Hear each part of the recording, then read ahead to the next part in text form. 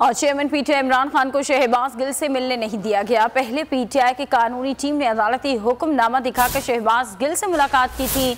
इमरान खान के पहुंचने पर इस हुक्म को नज़रअंदाज कर दिया गया। इमरान खान कहते हैं अदालती अहकामात नहीं माने जा रहे।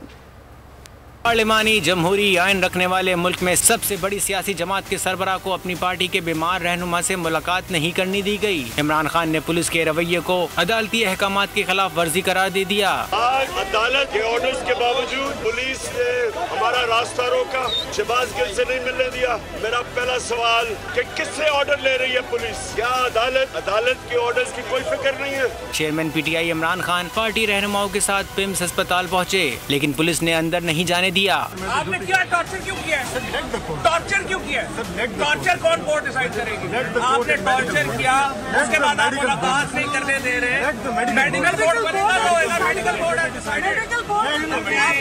अभी जिस तरह से अंदर रखा गया, लेट मी बी वेरी, और हमें नहीं पता कि हमें एक्सेस क्यों नहीं दी जा रही। पीटीआई रहनुमाओं और पुलिस के दरमियान मुज़ाकरात भी जारी रहे। तहरीक इंसाफ ने अदालती अहकामात पर अमल का मुतालबा किया, जिसे नहीं माना गया। मुलाकातों और रवैये पर मुराद सईद ने सवाल उठा दिए कि कल कोर्ट का ऑर्डर आया था, पैरा नंबर 7 उसका कहता है कि आप मना नहीं कर सकते, वो गुलाब किया और उनके दोस्तों को आप मिलने से मना नहीं कर सकते। आज किसके कानून के तहत ये मना कर रहे हैं? पहले जो इन्होंने किया ये कौन सा किस कानून के तहत किया है? टॉर्चर किया है, जुल्म किया है, उसकी दर्दनाक दास्तानें हैं।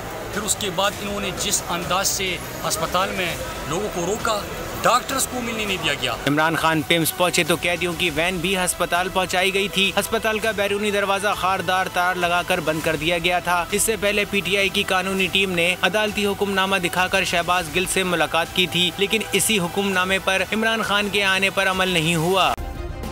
सब्सक्राइब करें और बेल दबाएं ताकि कोई खबर रह न जाए।